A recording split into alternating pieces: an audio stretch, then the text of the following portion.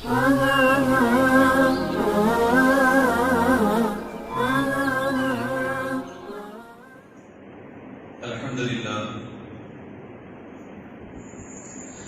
لله الذي حبب إلينا الإيمان وزينه في قلوبنا وكره إلينا الكفر والفسوق والعصيان في صدورنا والصلاة والسلام على رسولنا وعلى آله وأصحابنا أما بعد. قال الله تعالى في القرآن العظيم وفي الفرقان المجيد بعد أعوذ بالله من الشيطان الرجيم بسم الله الرحمن الرحيم. يا أيها الناس قد جاءتكم موعظة من ربكم وشفاء لما في الصدور وهدى ورحمة للمؤمنين. صدق الله العظيم. قال أشرف الأنبياء سيدنا محمد صلى الله عليه وسلم في سورة الفاتحة شفاء من كل داء أو كما قال عليه الصلاة والسلام. يا رب بالمصطفى بلغ مقاصدنا واسمح لنا امام الله يا واسع الكرم. கண்ணியம் நிறைந்த அல்லாஹ்வுடைய நல்லடியார்களே, பாக்கியம் நிறைந்த தாய்மார்களே, புனிதமிகு ரமலானின் இரண்டாவது பத்தின் மூன்றாம் நாள் தராவீகை நிறைவு செய்துவிட்டு அல்லாஹ்வுடைய அருள் வேண்டி மார்க்க செய்திகளை கேட்கக்கூடிய நல்ல வாய்ப்பினை ரப்புல் ஆலமீன் நமக்கு தந்திருக்கிறான். அல்ஹம்துலில்லாஹ். ரப்புல் ஆலமீன் அல்லாஹ் இந்த ரமலானுடைய பாக்கியத்தை இந்த ஆண்டு நாம் அனுபவித்ததை போல ஏராளமான ரமலான்களை வாழ்க்கையில் அடைந்து நல்ல அமல்கள் புரிந்து உடல் ஆரோக்கியத்தோடும் உள்ள நிம்மதியோடும் இல்லத்தில் அமைதியோடும் வாழக்கூடிய தௌஃபீகை ரப்புல் ஆலமீன் தந்தருள்வானாக. கண்ணியத்திற்குரிய அருமையான சகோதரர்களே, பெருமானார் ஸல்லல்லாஹு அலைஹி வஸல்லம் அவர்கள் நபியாக ரசூலாக வாழ்ந்த காலம் 23 ஆண்டு காலம். இந்த காலகட்டத்திலே குர்ஆனுடைய வசனங்கள் அவ்வப்போது காலத்திற்கு தகுந்தவாறு, தேவைகளுக்கு தகுந்தவாறு, சூழ்நிலைகளுக்கு தகுந்தவாறு அல்லாஹ் தஆலா இறக்கிக் கொண்டே இருந்தார். வாழ்வியலுக்கு தேவையான செய்திகள் என்னென்னவோ அது சாதாரண மனிதனுடைய வாழ்க்கையிலிருந்து அரசாட்சி செய்யக்கூடிய அரசர் வரைக்கும் உண்டான வாழ்வியல் நடைமுறையும் சட்ட திட்டங்களும் எதுவெல்லாம் இருக்கிறதோ அவைகளையெல்லாம் ரப்புல் ஆலமீன் இறக்கி தந்தார். அந்த வகையிலே மனிதனுடைய வாழ்க்கையிலே நோயும் ஆரோக்கியமும் மாறி மாறி வரக்கூடியது. மனிதனாக பிறந்த யாராக இருந்தாலும் நோயினுடைய பிடியிலிருந்து தப்பிக்க முடியாது. என்ன காரணம் என்று சொன்னால், ஒரு மனிதன் நோயிலேதான் தன்னுடைய முழுமையான பலகீனத்தை உணர்கிறான், அறிகிறான்.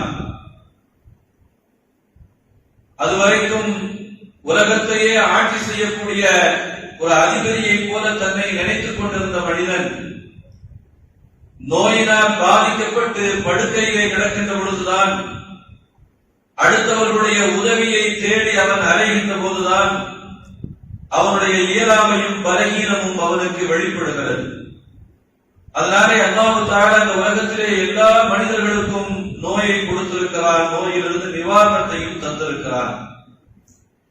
முஸ்லிம்களாகிய நாம் அதுபோன்ற நோயினுடைய நிலை ஏற்பட்டால் என்ன செய்ய வேண்டும்? மனிதனுடைய வாழ்க்கை எப்படி உணவு இல்லாமல் கழியாதோ, தண்ணீர் இல்லாமல் கழியாதோ, அதுபோல மருத்துவம் இல்லாமல் கழியாது என்கின்ற ஒரு யதார்த்தத்தை நாம் எல்லாம் புரிந்து வைத்திருக்கிறோம். இந்த ஊரடங்கு உத்தரவிலே அத்தியாவசிய பொருட்கள் கூட தடை செய்யப்பட்டது. உணவகங்கள் நிறுத்தப்பட்டது. போக்குவரத்து அடியோடு முற்றிலுமாக தடை செய்யப்பட்டது. எல்லா தடைகளும் ஏற்படுத்தப்பட்டாலும் கூட மருந்தகங்கள் மாத்திரம் எப்போதுமே திறந்திருப்பதற்கு அனுமதிக்கப்பட்டிருந்தது. காரணம், மனிதனுடைய வாழ்க்கையிலே நோய் நொம்பலங்கள் நொடிகள் ஏற்பட்டு விட்டதையானால் மருந்து இல்லாமல் அடுத்த கட்ட நகர்வை அவனால் நிறைவேற்றிக் கொள்ள முடியாது. அதனாலே மருந்து மனிதனுடைய வாழ்க்கையிலே இன்றியமையாது. எண்ணியத்திற்குரிய அருமையான சகோதரர்களே, முஸ்லிம்களாக இருக்கக்கூடிய நாம் இதுபோன்ற நோய் நொம்பலங்கள் கஷ்டங்கள் ஏற்படக்கூடிய நேரத்திலே, சுகவீனம் ஏற்படக்கூடிய சந்தர்ப்பத்திலே ஆரோக்கிய குறைபாடு உருவாகுமையானால் நம்முடைய எண்ணங்களும் சிந்தனைகளும் எதை நோக்கி இருக்க வேண்டும், யாரை நோக்கி இருக்க வேண்டும் என்று சொன்னால் டாக்டர்களையோ மருந்து மாத்திரைகளையோ நோக்கி முதலிலே இருக்கக்கூடாது. நம்மை படைத்த ரப்புல் ஆலமீனை நோக்கி இருக்க வேண்டும்.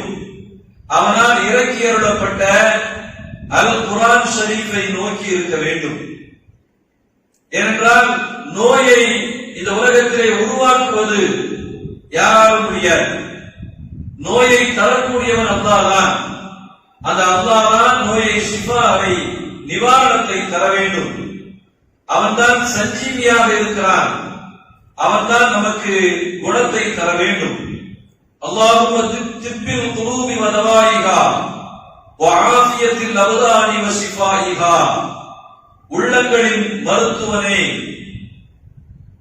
உடல் நோய்களுக்கான ஷிஃபாவை தருபவனே என்று பெருமானார் ஸல்லல்லாஹு அலைஹி வஸல்லம் அவர்கள் துஆ செய்திருக்கிறார்கள்.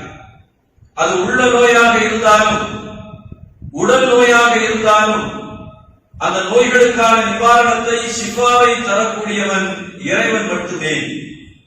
அதனாலே நோய் நொடிகள் ஏற்படுமையானால் அந்த இறைவனை நோக்கியும் இறை மறையை நோக்கியும் நம்முடைய சிந்தனைகள் இருக்குமையானால் நிச்சயமாக அல்லாஹ் தஆலா எவ்வளவு பெரிய நோயாக இருந்தாலும் அந்த நோயிலிருந்து ஷிஃபாவை தருவான் என்பதிலே சந்தேகம் இல்லை. அல்லாஹ்வுடைய நம்பிக்கை ஒரு நோயாளிக்கு அதிகமாக இருக்கின்ற பொழுது உடலிலே நோய் எதிர்ப்பு சக்தியும் பலமும் அதிகமாகிறது. உள்ளத்திலே வலிமை கிடைக்கிறது. உள்ள வலிமை அவருடைய உடலை ஆரோக்கியப்படுத்துகிறது. அதனாலே முஸ்லிம்களாக இருக்கக்கூடியவர்கள் மீது எந்த நோயினுடைய குற்றச்சாட்டு இருந்தாலும் கூட முற்றிலுமாக வெளிவரக்கூடிய மனோ தைரியத்தையும் ஆற்றலையும் எல்லாவற்றிற்கும் மேலாக இறை நம்பிக்கையும் இருக்கின்ற காரணத்தினாலே வெளியே வந்து விடுவார் என்பதை நடைமுறை வாழ்க்கையிலே நாம் பார்த்துக் கொண்டிருக்கிறோம். அருமையான சகோதரர்களே, வாழ்க்கையிலே நோய் ஏற்படுகின்ற பொழுதெல்லாம் பெருமானார் ஸல்லல்லாஹு அலைஹி வஸல்லம் அவர்கள் இறைவனை முன்னோக்கித்தான் தன்னுடைய நேரங்களை தன்னுடைய நகர்வுகளை ஆக்கியிருக்கிறார்கள் என்பதை பார்க்க முடிகிறது. பெருமானார் ஸல்லல்லாஹு அலைஹி வஸல்லம் அவர்கள் ஒரு தடவை அவர்களிடத்திலே ஜிப்ரீல் அலைஹிஸ்ஸலாம் அவர்களுக்கு வருகிறார்கள். யா முஹம்மத் இஸ்தகைத, முஹம்மதே உங்களுக்கு ஏதாவது பிரச்சனையா, உடல் சார்ந்த ஏதாவது பிரச்சனை இருக்கிறதா, அப்படி நீங்கள் இறைவனிடத்திலே முறையிட்டீர்களா என்று வந்து கேட்கிறார்கள். பெருமானார் ஸல்லல்லாஹு அலைஹி வஸல்லம் அவர்கள் சொன்னார்கள், ஆம், எனக்கு இந்த பிரச்சனை இருக்கிறது, இறைவனிடத்திலே நான் முறையிட்டேன் என்று பெருமானார் ஸல்லல்லாஹு அலைஹி வஸல்லம் அவர்கள் சொல்ல, ஜிப்ரீல் அலைஹிஸ்ஸலாம் அவர்கள் ஸல்லல்லாஹு அலைஹி வஸல்லம் அவர்களுக்கு மருத்துவத்தை காட்டி ஓதி பார்த்து நிவாரணத்தை பெற்றுத் தந்தார்கள் என்பதை ஆதாரபூர்வமான ஹதீஸ்களிலே பார்க்க முடிகிறது. பிஸ்மில்லாஹி அர்கீக மின் குல்லி ஷைஇன் யூதீக மின் ஷர்ரி குல்லி நஃப்ஸின் அவ் ஐனின் ஹாசிதின் அல்லாஹு யஷ்ஃபீக பிஸ்மில்லாஹி அர்கீக என்று ஜிப்ரீல் அலைஹிஸ்ஸலாம் அவர்கள் ஸல்லல்லாஹு அலைஹி வஸல்லம் அவர்களுக்கு ஓதி பார்த்தார்கள், நோய் நிவாரணத்தை வேண்டினார்கள் என்பதை பார்க்க முடிகிறது. அல்லாஹ்வின் பெயரை கொண்டு உங்களுக்கு நான் நிவாரணத்தை கேட்கிறேன். உங்களுக்கு நோவினை தரக்கூடிய எல்லா விஷயங்களிலிருந்தும், ஆத்மாக்களின் மூலமாக ஏற்படக்கூடிய எல்லா விதமான தீங்குகளிலிருந்தும், அல்லது மனிதனுடைய பொறாமை காரணமாக பொறாமைக்காரனுடைய கந்திஷ்டியிலிருந்தும் அல்லாஹ் யஷ்ஃபீக, அல்லாஹ் உங்களுக்கு ஷிஃபாவை தருவான். பிஸ்மில்லாஹி அர்கீக, அல்லாஹ்வின் பெயர் கொண்டு உங்களுக்கு நான் அந்த நிவாரணத்தை தேடுகிறேன் என்று ஜிப்ரீல் அலைஹிஸ்ஸலாம் அவர்கள் மருத்துவத்தை தேடினார்கள் என்கின்ற செய்தியை பார்க்க முடிகிறது. பெருமானார் ஸல்லல்லாஹு அலைஹி வஸல்லம் அவர்கள் பல்வேறு கட்டங்களிலே மனிதனுடைய வாழ்க்கையினுடைய முன்னேற்றங்கள் ஏற்படுகின்ற பொழுது பல பொறாமைக்காரர்களுடைய கண்கள் நம்மை அப்படியே நிலைகுலைய செய்துவிடும். பிள்ளைகள் வைத்திருப்பவர்கள் கந்திஷ்டிகளுக்கு ஆளாகுவார்கள். நல்ல அழகுள்ளவர்கள் அடுத்தவர்களுடைய கந்திஷ்டிக்கு ஆளாகுவார்கள். பொருளாதாரத்திலே மேம்பட்டு இருப்பவர்கள் பொறாமைக்காரனுடைய அந்த கண்ணுக்கு ஆளாகுவார். இப்படி மனிதனுடைய வாழ்க்கையிலே எதுவெல்லாம் அடுத்தவர்களுக்கு வியப்பையும் பொறாமையையும் தருகிறதோ அவர்களின் வழியாக கந்திஷ்டிகள் ஏற்படுவது இயல்பானது. ஆனால் அதிலிருந்து பாதுகாப்பை தேடுவதற்கு பெருமானார் ஸல்லல்லாஹு அலைஹி வஸல்லம் அவர்கள் ஹஜ்ரத் ஆயிஷா ரலியல்லாஹு தஆலா அன்ஹா அவர்களிடத்திலே அடிக்கடி வேண்டிக் கொள்வார்கள் என்பதை பார்க்க முடிகிறது. ஆயிஷா ரலியல்லாஹு தஆலா அன்ஹா ஒரு ஹதீஸிலே சொல்கிறார்கள், பெருமானார் ஸல்லல்லாஹு அலைஹி வஸல்லம் அவர்கள் எனக்கு அவ்வப்போது ஏவுவார்கள், அன்னஸ்தர்கிய மினல் ஐன், கந்திஷ்டியிலிருந்து விடுபடுவதற்கு எதையாவது ஓதி என் மீது ஊது என்று ஸல்லல்லாஹு அலைஹி வஸல்லம் அவர்கள் என்னிடத்தில் வேண்டிக் கொள்வார்கள் என்கின்ற செய்தியை ஹஜ்ரத் ஆயிஷா ரலியல்லாஹு தஆலா அன்ஹா அறிவிக்கிறார்கள் என்பதை பார்க்க முடிகிறது. கணிக்கக்கூடிய அருமையான சகோதரர்களே, அல்லாஹ் தஆலா குர்ஆன் ஷரீஃபிலே ஆயாத்து ஷிஃபா, ஷிஃபா என்கின்ற அந்த வார்த்தையை உள்ளடக்கிய அவருடைய தொடர்புடைய 6 ஆயத்துக்களை அல்லாஹ் தஆலா குர்ஆன் ஷரீஃபிலே பதிவு செய்திருக்கிறார். இமாம் பெருமக்கள் நமக்கு விளக்கம் சொல்கின்ற பொழுது அந்த 6 ஆயத்துக்களை ஒரு மனிதன் ஓதி தன்னுடைய நோய் எதுவோ அதற்காக வேண்டி பயன்படுத்திக் கொள்வானேயானால் அவன் ஷிஃபாவை பெறுவான் என்று பெருமக்கள் விளக்கம் சொல்கிறார்கள். எந்த அடிப்படையிலே விளக்கம் சொல்கிறார்கள் என்று சொன்னால், அந்த 6 ஆயத்திலேயும் ரப்புல் ஆலமீன் ஷிஃபா என்கின்ற வார்த்தையை அல்லது ஷிஃபா என்கின்ற வார்த்தையோடு தொடர்புடைய அமைப்பை அந்த ஆயத்துகளிலேயே ரப்புல் ஆலமீன் சொல்லி தந்திருக்கிறான் என்பதை பார்க்க முடிகிறது. 6 ஆயத்துக்கள் இருக்கிறது. ஒரு ஆயத்தில் அல்லாஹ் சொல்கிறார், யா அய்யுஹன் நாஸ் கத் ஜாஅத்துக்கும் மௌஇலத்தும் மிர் ரப்பிக்கும் வ ஷிஃபாஉன் லிமா ஃபிஸ் சுதூர், மக்களே உங்களுக்கு அல்லாஹ்விடமிருந்து உபதேசிக்கக்கூடிய உபதேசமாக இந்த குர்ஆன் வந்திருக்கிறது. வ ஷிஃபாஉன் லிமா ஃபிஸ் சுதூர், உள்ளத்திலே ஏற்படக்கூடிய எல்லா விதமான சகல நோய்களுக்கும் ஷிஃபாவாக இந்த குர்ஆன் வந்திருக்கிறது. வ ஹுதன் வ ரஹ்மத்தல் லில் முஃமினீன், மூமின்களுக்கு அருளாக ஹிதாயத்தாக இந்த குர்ஆன் வந்திருக்கிறது என்று ரப்புல் ஆலமீன் அந்த ஆயத்திலே சொல்லி காட்டுகிறார். இப்படி ஷிஃபா என்கின்ற அந்த வார்த்தையை அந்த ஆயத்திலே பயன்படுத்திய காரணத்தினாலே அந்த ஆயத்தை நம்முடைய பிரச்சனைகளுக்கு பயன்படுத்துவோமேயானால் அல்லாஹ் தஆலா அதன் வழியாக நிவாரணத்தை தருகிறான் என்று பெருமக்கள் நமக்கு சொல்லித் தருகிறார்கள். وَنَزِّلُ مِنَ الْقُرْآنِ مَا هُوَ شِفَاءٌ وَرَحْمَةٌ لِلْمُؤْمِنِينَ, அதே குர்ஆனுடைய வசனத்திலே இன்னொரு இடத்திலே சொல்லி காட்டுகிறார், நாம் குர்ஆனிலே சில ஆயத்துக்களை இறக்கி வைத்திருக்கிறோம். அது என்ன ஆயத்து தெரியுமா? மா ஹுவ ஷிஃபா, நோய் நிவாரணத்தை தரக்கூடிய ஆயத்து. வ ரஹ்மத்துல் லில் முஃமினீன், மூமின்களுக்கு அருளாக சில ஆயத்துக்களை நாம் இறக்கி அருளியிருக்கிறோம் என்று ரப்புல் ஆலமீன் சொல்லி காட்டுகிறார்.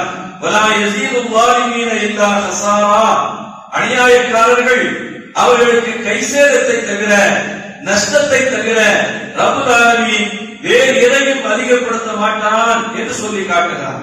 அருமையான சகோதரர்களே, இப்படி 6 ஆயத்துக்கள் இருக்கிறது. குர்ஆனை ஓத தெரிந்தவர்கள் இந்த ஆயத்துக்களை மரணம் செய்து தங்களுக்கு ஏற்படக்கூடிய பிரச்சனைகளுக்கு அந்த ஆயத்தின் வழியாக தீர்வை காணுவார்களேயானால் நிச்சயமாக அல்லாஹ் தஆலா அவர்களுக்கு ஷிஃபாவை தருவான் என்பதிலே சந்தேகம் கிடையாது. நான் 2 ஆயத்துக்களை சொன்னேன், இன்னும் 4 ஆயத்துக்கள் இருக்கிறது. அந்த ஆயத்துக்களை வேண்டுபவர்கள் அந்த ஆயத்துக்களை மனப்பாடம் செய்து கொண்டோ தெரிந்து வைத்துக் கொண்டோ அதை பயன்படுத்துவார்களே ஆனால் நிச்சயமாக ஷிஃபா உண்டு என்பதிலே சந்தேகமே கிடையாது. அருமையான சகோதரர்களே, பெருமானார் ஸல்லல்லாஹு அலைஹி வஸல்லம் அவர்கள் நமக்கெல்லாம் தெரிந்த மனப்பாடமான சில செய்திகளை உங்களோடு சொன்னால் மிக விரைவாக இதயத்திலே அது பதியும் என்ற காரணத்தினாலே சொல்லி காட்டுகிறேன். பெருமானார் ஸல்லல்லாஹு அலைஹி வஸல்லம் அவர்கள் ஒரு ஹதீஸிலே சொல்வார்கள், ஃபீ சூரத்தில் ஃபாத்திஹத்தி ஷிஃபாஉ மின் குல்லி தா. சூரத்துல் ஃபாத்திஹாவிலே எல்லா விதமான நோய்களுக்கும் நிவாரணம் இருக்கிறது, மருந்து இருக்கிறது என்று ஸல்லல்லாஹு அலைஹி வஸல்லம் அவர்கள் சொல்லி இருக்கிறார்கள். சூரத்துல் ஃபாத்திஹா என்று சொன்னால் சாதாரணமானதல்ல, மிக அற்புதமான ஒரு சூரா. அதனால்தான் ஒவ்வொரு தொழுகையிலையும் ஓதுகின்ற அளவுக்கு அல்லாஹ் தஆலா அந்த சூரத்தை இறக்கி இருக்கிறான். இதற்கு முன்னாலே அருளப்பட்ட எந்த வேதத்திலேயும் இது போன்ற ஒரு வார்த்தை கிடையாது என்கின்ற அளவுக்கு ஒரு சிறப்பான சூறாவை ரப்பல் ஆலமீன் நமக்கு ஓதுவதற்காக மாத்திரம் தரவில்லை. ஓதுவதற்கு தந்ததை போல அதன் வழியாக நம்முடைய வாழ்க்கையிலே ஏற்படக்கூடிய பிரச்சனைகளுக்கு தீர்வையும் அதிலிருந்து பெற முடியும் என்ற காரணத்தினாலே அந்த ஆயத்தை ரப்பல் ஆலமீன் நமக்கு அந்த சூறாவை அருளியிருக்கிறான் என்பதை பார்க்க முடிகிறது. கண்ணியத்திற்குரிய அருமையான சகோதரர்களை, சைத்தான் ஒரு 4 கட்டங்களிலே தலையிலே மண்ணை அள்ளி போட்டுக் கொண்டு ஒப்பாரி வைத்து ஓலமிட்டு அழுதான் என்பதை குர்துபி என்கின்ற அந்த தஃசீருடைய கிதாபிலே பார்க்க முடிகிறது. அதிலே ஒரு கட்டம் என்னவென்று சொன்னார், பெருமானார் ஸல்லல்லாஹு அலைஹி வஸல்லம் அவர்கள் பிறந்த அந்த நேரத்திலே சைத்தான் ஒப்பாரி வைத்து ஓலமிட்டு தலையிலே புழுதியை வாரி தூற்றிக் கொண்டு ஓடினான் என்பதை பார்க்க முடிகிறது. இரண்டாவது கட்டம் என்னவென்று சொன்னால், சூரத்துல் ஃபாத்திஹா. இந்த சூறாவை அல்லாஹ் தஆலா இறக்கி அருளக்கூடிய அந்த நேரத்திலே சைத்தான் ஒப்பாரி வைத்து ஓலமிட்டு அழுதான். இனிமேல் என்னால் மனிதர்களை கெடுக்க முடியாதே, மனிதர்களை என்னால் இனிமேல் வழிகெடுக்க முடியாதே என்று அழுதான். என்ன காரணம் என்று சொன்னால், மூமின்கள் முஸ்லிம்கள் இந்த ஆயத்துக்களை அடிக்கடி பயன்படுத்துகின்ற பொழுது, இந்த சூறாவை அடிக்கடி ஓதிக்கொண்டே வருகின்ற பொழுது சைத்தானுடைய தீண்டுதலிலிருந்து, அவருடைய தூண்டுதலிலிருந்து முற்றிலும் முழுவதுமாக பாதுகாக்கப்படுகிறார்கள். சைத்தானுக்கும் நமக்கும் இடையிலே ஒரு திரை ஏற்பட்டு விடுகிறது. நம்மை அணுக முடியாத அளவுக்கு அல்லாஹ் தஆலா அவனை சைத்தானை தூரமாக்கி விடுகிறான். அதனாலே சைத்தான் இனிமேல் இறைவனிடத்திலே நாம் எந்த சவாலை விட்டு வந்தோமோ அந்த சவாலிலே தோல்வி அடைந்து விடுவோமே என்று பயந்து அழுதான் என்கின்ற செய்தியை பார்க்க முடிகிறது. அந்த அளவுக்கு சைத்தானுக்கு ஒரு பெரிய அதிர்வை, அவனுக்கு ஒரு பெரிய அலர்ஜியை ஏற்படுத்திய சூறா இருக்கிறது என்று சொன்னால் அது சூரத்துல் ஃபாத்திஹா தான். நாம் சாதாரணமாக விளங்கிவிடக் கூடாது. நமக்கெல்லாம் தெரிந்த சூறா தானே, அதில் என்ன பலனை நாம் இதுவரைக்கும் கண்டுவிட்டோம் என்று நாம் நினைத்து விடக் கூடாது. உள்ளபடியே அந்த உணர்வோடு சிந்தனையோடு அந்த சூறாவை பயன்படுத்துவோமே ஆனால் நிச்சயமாக ஷிஃபா உண்டு என்பதிலே சந்தேகமே கிடையாது. பல்வேறு பள்ளிவாசல்களிலே நாம் பார்க்க முடிகிறது. மகரிபினுடைய நேரம் வந்துவிட்டால் சகோதர சமுதாயத்தை சார்ந்தவர்கள் ஷிஃபாவுக்காக வேண்டி பள்ளிவாசலுடைய வாசல்களிலே வந்து நிற்கிறார்கள். என்ன பிரச்சனை ஏற்பட்டாலும் கூட மருத்துவரை பார்ப்பதற்கு முன்னாலே பள்ளிவாசலை நோக்கி வரக்கூடிய காட்சிகளை பார்க்க முடிகிறது. அங்கே யார் ஓடி பார்க்கிறார்? ஒரு மதீனாவில் இருக்கக்கூடியவர் ஓடி பார்க்கிறார். அவர் எந்த மெடிக்கல் காலேஜில் போய் படிச்சுட்டு வந்தாரு? எங்கேயாவது எம்பிபிஎஸ் சீட்டு வாங்கி போய் படிச்சுட்டு வந்தாரா? எதுவுமே கிடையாது. அவர் அங்கே எதை ஓதுகிறார்? குர்ஆனுடைய அத்தனை சூறாக்கள் அவருக்கு தெரியுமா? அல்லது வேறு ஏதாவது மருத்துவத்தை அவர் படித்திருக்கிறாரா? எதுவுமே கிடையாது. சூரத்துல் ஃபாத்திஹாவை ஓதுகிறார், அவ்வளவுதான். வேறு பெரிய சூறாக்களை எல்லாம் ஓதி அவர் ஊதுவதில்லை. ஆனாலும் கூட மக்கள் கூட்டம் கூட்டமாக ஒவ்வொரு சந்தர்ப்பத்திலையும் கைகளிலே குழந்தைகளை வைத்துக் கொண்டு தங்களுடைய பிரச்சனைக்கும் தங்களுடைய குடும்பம் சார்ந்த பிரச்சனைகளுக்கும் வந்து நிற்கிறார்கள் என்று சொன்னால் நேரடியாக முழுமையான நம்பிக்கையின் அடிப்படையிலே வந்து இறைவனுடைய இல்ல வாசலிலே வந்து நிற்கிறார்கள். அந்த முழுமையான நம்பிக்கையை வீணாக்குகின்ற விதத்திலே ரப்பல் ஆலமீன் வெறுங்கையோடு அவர்களை அனுப்புவதில்லை, ஷிஃபாவை கொடுத்து அனுப்புகிறார். அந்த முஅத்தின்கள் ஓதக்கூடிய மிக முக்கியமான வசனம் என்ன தெரியுமா? சூரத்துல் ஃபாத்திஹாவை தான் ஓதுகிறார்கள். கணிக்கக்கூடிய அருமையான சகோதரர்களே, முழு நம்பிக்கையோடு அந்த சூறாவை நாம் பயன்படுத்துவோமேயானால் ரப்பல் ஆலமீன் ஷிஃபாவை தருவான் என்பதிலே சந்தேகமே கிடையாது. அதே போல ஆயத்துல் குர்சி நமக்கு தெரிந்த விஷயங்கள் நிறைய குர்ஆன் ஷரீஃபிலே வெவ்வேறு விதமான ஆயத்துக்கள் இருக்கிறது.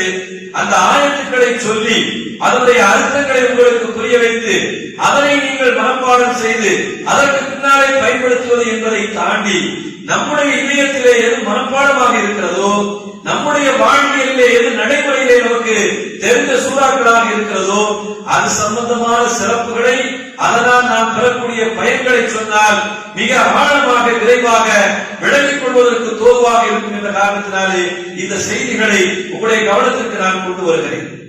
ஆயத்துல் குர்சி மிக அற்புதமான ஒரு சூறா, ஷைத்தானிடமிருந்து பாதுகாப்பை தரக்கூடிய ஒரு சூறா. நம்முடைய இரவு நேரத்திலே கனவுகளிலே அது பயங்கரமான காட்சிகளை காணக்கூடிய சூழ்நிலை ஏற்பட்டால் ஆயத்துல் குர்சியை ஓதலாம்.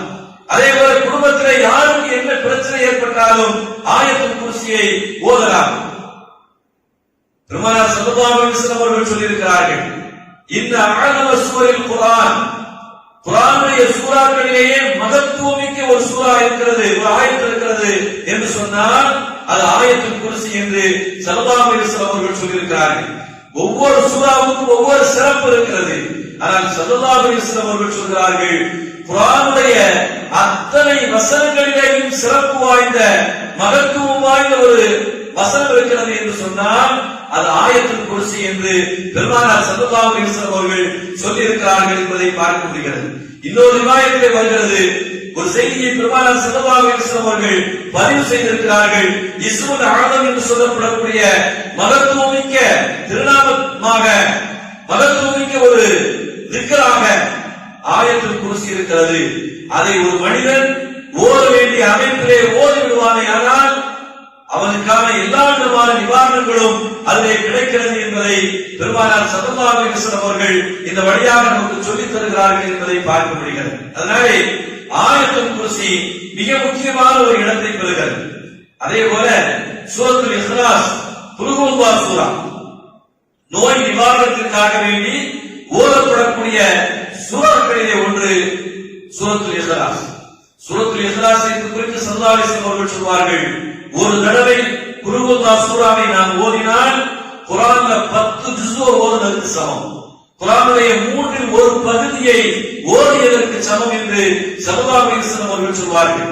அப்படி சூரத்துல் இக்லாஸை 3 தடவை ஓதி நாம் நம்முடைய உடலிலே தடவிக் கொள்வோமேயானால் அல்லாஹ் தஆலா ஷிஃபாவை தருவான் என்பதிலே சந்தேகமில்லை. அதே போல முஅவ்விதத்தை என்று சொல்லப்படக்கூடிய சூரத்துல் ஃபலக், சூரத்துன் நாஸ், இந்த 2 சூரா மிக முக்கியமான சூரா. 2 சூரா இதிலேதான் எல்லா தீமைகளில் இருந்தும் எல்லா விதமான கண்ணேறுகளில் இருந்தும் பொறாமைக்காரர்களுடைய கந்திஷ்டிகளில் இருந்தும் பாதுகாப்பை தேடக்கூடிய, சைத்தானிடமிருந்து பாதுகாப்பை தேடக்கூடிய, எல்லா படைப்பினங்களிடமிருந்து பாதுகாப்பு தேடக்கூடிய, காலை மாலையுடைய தீங்குகளிலிருந்து பாதுகாப்பு தேடக்கூடிய ஒரு பாதுகாப்பு கேடயமாக அல்லாஹ் தஆலா இந்த சூறாவை ஆக்கி வைத்திருக்கிறான். இந்த சூறாவை உரிய முறையிலே யார் ஓதி இறைவனிடத்திலே பாதுகாப்பு தேடுகிறார்களோ அல்லாஹ் தஆலா நிச்சயமாக பாதுகாப்பை தருவதற்கு போதுமானவனாக இருக்கிறான். நினைக்கக்கூடிய அருமையான சகோதரர்களே, அதே போல உடல் வலி எல்லோருக்கும் ஏற்படுகிறது. வலி என்று சொன்னால் முட்டுக்கால் வலி இருக்குது, கழுத்து வலி இருக்குது, இடுப்பு வலி இருக்குது, இப்படி தலைவலி எத்தனையோ வலிகளோடு மனிதன் வாழ்ந்து கொண்டுதான் இருக்கிறான். ஏதாவது ஒரு வலி உடலிலே இருந்து கொண்டேதான் இருக்கிறது. உஸ்மான் இப்னு அபில் ஆஸ் அஸ்-ஸகஃபி என்று சொல்லப்படக்கூடிய ஒரு நபித்தோழர் பெருமானார் ஸல்லல்லாஹு அலைஹி வஸல்லம் இடத்திலே வருகிறார். யா ரசூலல்லாஹ், உடல்லாம் வலிக்குது, உடல் பிரச்சனை கடுமையா இருக்கு, தாங்க முடியாத வலி. பெருமானார் ஸல்லல்லாஹு அலைஹி வஸல்லம் அவர்கள் அந்த தோழரிடத்தில் சொன்னார்கள், உன்னுடைய வலது கையை நீ வை, எந்த இடத்திலே வலிக்கிறதோ அந்த இடத்திலே உன்னுடைய வலது கையை வை, வைத்துவிட்டு குல் பிஸ்மில்லாஹி ஸலாஸா, பிஸ்மில்லாஹ் என்கின்ற வார்த்தையை 3 தடவை சொல். பிஸ்மில்லாஹ் பிஸ்மில்லாஹ் பிஸ்மில்லாஹ் என்று 3 தடவை சொல். குல் 7 மர்ராத்தி, அதற்கு பின்னாலே ஒரு 7 தடவை பின்னால் வரக்கூடிய இந்த துஆவை சொல். அஊது பி இஸ்ஸத்தில்லாஹி வ குத்ரத்திஹி மின் ஷர்ரி மா அஜிது வ உஹாதிரு என்கின்ற இந்த துஆவை 7 தடவை ஓது என்று ஸல்லல்லாஹு அலைஹி வஸல்லம் அவர்கள் சொன்னார்கள். இந்த சஹாபி ரசூலின் மீது உண்டான முழுமையான நம்பிக்கை, ரசூல் சொன்ன அந்த வார்த்தையின் மீது உண்டான ஆழமான நம்பிக்கை, இறைவன் மீது உண்டான அந்த ஈமானியத்தின் அடிப்படையிலே போய் ஓதிக்கொண்டே வந்தார். அந்த ஹதீஸ் ஷரீஃபிலே தொடர்ச்சியிலே அந்த ஹதீஸை அறிவிக்கக்கூடிய அந்த சஹாபி கடைசியாக சொல்கிறார்கள், என்னுடைய உடலிலே இருந்த நோயெல்லாம் வலியெல்லாம் தீர்ந்து விட்டது என்று சொல்கிறார்கள். கணித்திற்குரிய அருமையான சகோதரர்களை, ஆழமான நம்பிக்கையோடு நாம் அதை பயன்படுத்துகின்ற பொழுது அல்லாஹ் தஆலா நமக்கு முழுமையான ஷிஃபாவை நாம் மருந்து மாத்திரைகளிலே தேடுவதற்கு முன்னாலே இறைவனிடத்திலே நாம் அந்த கோரிக்கையை வைத்து விடுவோமேயானால், அதனுடைய வழிகளின் அடிப்படையிலே வழிமுறைகளை பேணி நாம் செய்து விடுவோமேயானால் அல்லாஹ் தஆலா ஷிஃபாவை நிச்சயமாக தருவான் என்பதிலே சந்தேகமில்லை. ஒரு நோயாளியை போய் பார்க்கிறோம், நோயாளியை போய் நோய் நலம் விசாரிக்கின்றோம் என்று சொன்னால் எப்படி இருக்கீங்கன்னு கேட்டு வருவது மாத்திரமல்ல, அங்கே செல்வதனுடைய மிக முக்கியமான நோக்கம் என்ன தெரியுமா? அவருக்காக வேண்டி நாம் துஆ செய்வதற்காக போகிறோம். நோய் நலம் விசாரிப்பது என்று சொன்னால் நம்மிலே பலர்கள் எப்படி விளங்கி வைத்திருக்கிறோம் என்று சொன்னால், அந்த வீட்டுக்கு போகணும், போகலன்னா அவர் என்ன செய்வார், ஏதாவது நினைச்சிருவாரு, போகல அப்படின்னு சொன்னா குடும்பத்துக்குள்ள பிரச்சனை வந்துடும், நான் படுத்து கிடந்தேன் ஒரு தடவையாவது பார்த்தாரா அப்படின்னு அவரு வருத்தப்படுவாரு, அதனால போயிட்டு வருவது என்பதற்காக வேண்டி நோய் நலம் விசாரிக்கிற ரசூலுல்லாஹி ஸல்லல்லாஹு அலைஹி வஸல்லம் அவர்கள் சொல்லவில்லை. நோய் நலம் விசாரிப்பதற்காக வேண்டி செல்லக்கூடியவர் செய்ய வேண்டிய மிக முக்கியமான விஷயம் என்ன தெரியுமா? இறைவனிடத்தில் துஆ செய்வதற்காக அவருக்கு முன்னால போய் அவர் பக்கத்துல உட்கார்ந்து அவருக்காக வேண்டி துஆ செய்வதுதான் நோய் நலம் விசாரிப்பதிலே மிக முக்கியமான விஷயம். ஸல்லல்லாஹு அலைஹி வஸல்லம் அவர்கள் நமக்கு ஒரு துஆவை சொல்லித் தருகிறார்கள். அஸ்அலுல்லாஹல் அஸீம ரப்பல் அர்ஷில் அஸீம் அன் யஷ்ஃபீக. அவர் பேரில் துஆ செய்யணும். கண்ணியமான அல்லாஹ்விடம் நான் துஆ செய்கிறேன், அல்லாஹ்விடம் நான் வேண்டுகோள் வைக்கிறேன், அர்ஷுடைய கண்ணியமிக்க அர்ஷுடைய அதிபதியாக இருக்கக்கூடிய அந்த ரப்பிடத்திலே நான் கேட்கிறேன், அல்லாஹ் உங்களுக்கு ஷிஃபாவை தருவான், ஆரோக்கியத்தை தருவான், கவலைப்படாதீர்கள், சஞ்சலமடையாதீர்கள், இந்த நோயிலிருந்து நீங்கள் விடுபடுவீர்கள் என்று அவருக்காக வேண்டி துஆ செய்துவிட்டு வர வேண்டும் என்பதை ஸல்லல்லாஹு அலைஹி வஸல்லம் அவர்கள் நமக்கு சொல்லி தந்திருக்கிறார்கள் என்பதை பார்க்கிறோம். அருமையான சகோதரர்களே, அதனாலே மனிதனுடைய அவருடைய சொந்த நோயாக இருந்தாலும் அல்லது நோயாளிகளை போய் நலம் விசாரிக்கக்கூடிய ஒரு சூழ்நிலை ஏற்பட்டாலும் அவன் முறையிட வேண்டியது யாரிடத்திலே என்று சொன்னால் அல்லாஹ்விடத்திலே முறையிட வேண்டும். அவனுடைய வழிகளில் அவன் காட்டிய வழிகளின் அடிப்படையிலே அந்த நோய் நிவாரணத்தை பெற வேண்டும் என்பதை மார்க்கம் நமக்கு சொல்லி தந்திருக்கிறது. என்ன செய்யணும், அதற்கான வழிமுறைகள் என்ன என்றால், எந்த இடத்திலே நமக்கு பிரச்சனையோ, உடல் முழுவதும் என்று சொன்னால் உடலுடைய ஒரு பகுதியிலே அல்லது உடலிலே ஏதாவது ஒரு இடத்திலே என்று சொன்னால் எந்த இடத்திலே பிரச்சனையோ அந்த இடத்திலே வலது கையை வைத்து எதை ஓத வேண்டுமோ அவைகளை எல்லாம் ஓத வேண்டும். ஷிஃபாவுடைய ஆயாத்துக்கள் என்று சொல்லப்பட்ட 6 ஆயத்துக்கள் அல்லது சூரத்துல் ஃபாத்திஹா அல்லது சூரத்துல் இக்லாஸ் அல்லது சூரத்துல் முஅவ்விதத்தைன் அல்லது ஆயத்துல் குர்சி அல்லது துஆக்கள் எதுவாக இருந்தாலும் எது நமக்கு தெரியுமோ அதை ஓதி எந்த இடத்திலே நமக்கு பிரச்சனையோ அந்த இடத்திலே கையை வைத்து ஓதிவிட்டு அதற்கு பின்னாலே அந்த இடத்திலே ஊத வேண்டும். ஒற்றைப்படையாக ஓத வேண்டும். 3 தடவையோ அல்லது 5 தடவையோ அல்லது 7 தடவையோ எந்த அளவுக்கு நாம் ஓத முடியுமோ அந்த அளவுக்கு ஒற்றைப்படையிலே ஓதி கையை வைத்து ஓடி முடித்ததற்கு பின்னாலே அந்த இடத்திலே ஊத வேண்டும். இது ஒரு முறை. இரண்டாவது முறை என்ன அப்படின்னு சொன்னா, சுத்தமான நீர்ல ஓதி ஊதி அதை நாம் அருந்த வேண்டும். அதை குடிச்சுக்கலாம். அல்லது அந்த தண்ணீரை எந்த இடத்திலே நமக்கு பிரச்சனையோ அந்த இடத்திலே அந்த தண்ணீரை நாம் தடவி கொள்ளலாம். இது ஒரு முறை. சுத்தமான நீர் என்று வருகின்ற பொழுது அப்படி அந்த தண்ணீருக்காக வேண்டி ஜம்சம் நீரை பயன்படுத்துவது என்பது அது பெரும் பாக்கியம் உள்ளது. ஏனென்றால் மருத்துவ குணம் நிறைந்த ஜம்சம் நீரை நாம் பயன்படுத்தி அதற்கு பின்னாலே குர்ஆனுடைய வசனங்களை ஓதி அதிலே ஊதி நாம் அருந்துவோமேயானால் அல்லாஹ் தஆலா நிச்சயமாக ஷிஃபாவை தருவான் என்ற காரணத்தினாலே ஜம்சம் நீரை பயன்படுத்துவது என்பது சிறப்பிலும் சிறப்பு. அதே போல எண்ணெய்கள் இருக்குமேயானால் அந்த எண்ணெயிலே ஓதி ஊதி அந்த எண்ணெய் சாப்பிடக்கூடிய அளவுக்கு உண்டான எண்ணெயாக இருக்க வேண்டும். அந்த எண்ணெயை நாம் சிறிதளவு குடித்தோமேயானால் அல்லாஹ் தஆலா அதிலே ஷிஃபாவை தருவான். குறிப்பாக ஜைத்தூன் எண்ணெய். அல்லாஹ் தஆலா ஜைத்தூன் என்கின்ற அந்த வார்த்தையை குர்ஆன் ஷரீஃபிலே பதிவு செய்திருக்கிறார். ஜைத்தூன் எண்ணெய்க்கு பல்வேறு விதமான மருத்துவ குணங்களை அல்லாஹ் தஆலா அதிலே வைத்திருக்கிறார். அதனாலே அந்த எண்ணெயை நாம் பயன்படுத்தி அதிலே ஓத வேண்டிய சூறாக்களை ஓதி அருந்துவோமேயானால் அல்லாஹ் தஆலா ஷிஃபாவை தருவார் என்பதிலே சந்தேகம் இல்லை. இணைந்திருக்கிற அருமையான சகோதரர்களே, ஓதுவதற்கு முன்னாலே ஓதக்கூடியவர் அது நம்முடைய பிரச்சனைக்கு நாமே ஓதுவதாக இருந்தாலும் அல்லது இன்னொருவருடைய பிரச்சனைக்கு நாம் ஓதி ஊதுவதாக இருந்தாலும் என்ன செய்ய வேண்டும் என்று சொன்னால், முதலிலே தௌபா செய்து கொள்ள வேண்டும். பாவங்களிலிருந்து குற்றங்களிலிருந்து தௌபா செய்து கொள்ள வேண்டும். அந்த வழிமுறைகளை நமக்கு சொல்லித் தருகிறார்கள்.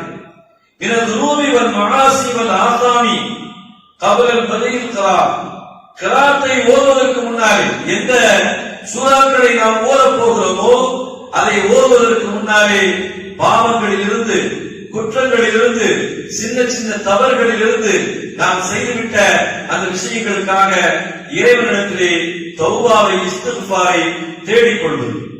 இரண்டாவது அல் இஅ்திமாது அலல்லாஹி ஃபீ தஹ்கீகி ஷிஃபா, ஆழமான நம்பிக்கை வேண்டும். பொதுவா நமக்கு நம்பிக்கை இல்லாத காரணத்தினால்தான் சகோதர சமுதாயத்தை சார்ந்தவர்களிடத்திலே இருக்கக்கூடிய அந்த இறைவனின் வழியாக கிடைக்கும் ஷிஃபா கிடைக்கும் என்கின்ற அந்த நம்பிக்கையில் பாதி அளவுக்கு கூட நம்முடைய சமுதாய மக்களுக்கு கிடையாது. ஒரு ஓடி பார்த்து போவாங்க, அது ஷிஃபா வலிக்கல அப்படின்னு சொன்னா அந்த நம்பிக்கை அப்படியே முற்றிலுமாக தகர்ந்து போய்விடும். என்ன ஒரு பிரயோஜனம் இல்லை, அப்படியே உடனே டாக்டர் சீட்டை மாத்துற மாதிரி உடனே என்ன செய்வாங்க, அஜத்தை மாத்துவாங்க. இல்ல அப்படின்னு சொன்னா இதுல எந்த பிரயோஜனம் இல்லை என்கின்ற அந்த முழுமையான அவநம்பிக்கைக்கு வந்து விடுவார்கள். கணித்துக்குரிய அருமையான சகோதரர்கள், ஆழமான நம்பிக்கை வேண்டும். ஷிஃபாவை அல்லாஹ் தருவான் என்கின்ற அந்த ஆழமான சிந்தனை நமக்கு இருக்க வேண்டும். அப்படி இருந்தால் நாம் இந்த உலகத்தினுடைய தொடர்பாக இருக்கக்கூடிய வழியாக இருக்கக்கூடிய மருந்து மாத்திரைகளின் வழியாக அல்லாஹ் தஆலா அந்த ஷிஃபாவை நிச்சயமாக தருவான். ஏனென்றால் ஒரே மாத்திரை ஒருவருக்கு ஷிஃபாவை தருகிறது, அதே மாத்திரை இன்னொருவருக்கு அலட்சியை ஏற்படுத்தி வேறு விதமான பிரச்சனைகளை உருவாக்கி விடுகிறது. ஒரே நோய் ஒரே மாத்திரை ஒருவருக்கு ஷிஃபாவை தருகிறது, இன்னொருவருக்கு இன்னொரு நோயை உற்பத்தி செய்கிறது என்றால் அங்கேதான் இறைவனுடைய திருவிளையாடல் அங்கே நடைபெறுகிறது. அதனாலே நாம் ஓதக்கூடிய அந்த ஆயாத்துக்கள், ஓதக்கூடிய அந்த துஆக்கள், நாம் உட்கொள்ளக்கூடிய அந்த மாத்திரையிலே அல்லாஹ் தஆலா மாத்திரையின் வழியாக அந்த ஷிஃபாவை தருவான் என்கின்ற அந்த நம்பிக்கை நமக்கு இருக்க வேண்டும். அதனாலே முழுமையான நம்பிக்கை நமக்கு அதிலே உருவாக வேண்டும். அதே போல ஒரு தடவை ஓதுவதல்ல, நாம் அதை தொடர்ந்து செய்து கொண்டே இருக்க வேண்டும். நம்ம எல்லாம் வீட்டுல ஃபைல் போட்டு வச்சிருக்கோமா இல்லையா? ஒரே டாக்டர் ஒரே பிரச்சனை 1000 தடவை போய் பார்க்கணும். டாக்டர் போய் பார்த்துட்டு இருக்கும் போதே சிஃபான்னு சொல்ல மாட்டான், உங்களுக்கு சரியாயும் சொல்ல மாட்டான். அடுத்த மறுமுறை பார்க்கும் ஒரு தேதி அப்படின்னு சொல்லி அந்த ஒரு தேதியை போட்டு என்ன செய்யலாம், கொடுக்குறான். அப்ப என்ன, எதுக்கு மாத்திரை மருந்து இருந்தா, எதுக்கு அது நம்ம அந்த சாப்பிட்டோம், அடுத்த தடவை திரும்ப வருவதற்காக நமக்கு மாத்திரை மருந்து வாங்கிட்டு வரோம். அதுல சிஃபா கிடைக்கணும், அது சரியாகணும் என்பதற்காகத்தானே மாத்திரைகளை வாங்கிட்டு வந்தோம். ஆனா இன்னொரு தடவை வரும்போது அது பிரிண்ட் அவுட்டே பண்ணி வச்சிருக்கான், அதிலே பிரிண்ட் போட்டு வச்சிருக்கான். மறுமுறை வர வேண்டிய தேதி வரும்போது இந்த மாத்திரை சீட்டை கண்டிப்பா கொண்டு வாங்க. எல்லா டாக்டர்களுக்கும் 10 டாக்டர் போய் பார்க்கிறோம் அப்படின்னு சொன்னா 10 டாக்டரும் 10 ஃபைல் போட்டு நமக்கு தந்துடும். அதை தூக்கிட்டு இன்டர்வியூக்கு போற மாதிரி நம்ம என்ன செய்யறோம், ஒவ்வொரு நேரத்தையும் எடுத்துட்டு போறோம். அவன் என்ன செய்யறான், அப்படியே தூக்கி பார்த்துட்டு இன்னொரு மாத்திரை எழுதி தரோம். இப்படி அவன் நம்முடைய உடலை வைத்துக் கொண்டு அவன் மருத்துவத்தை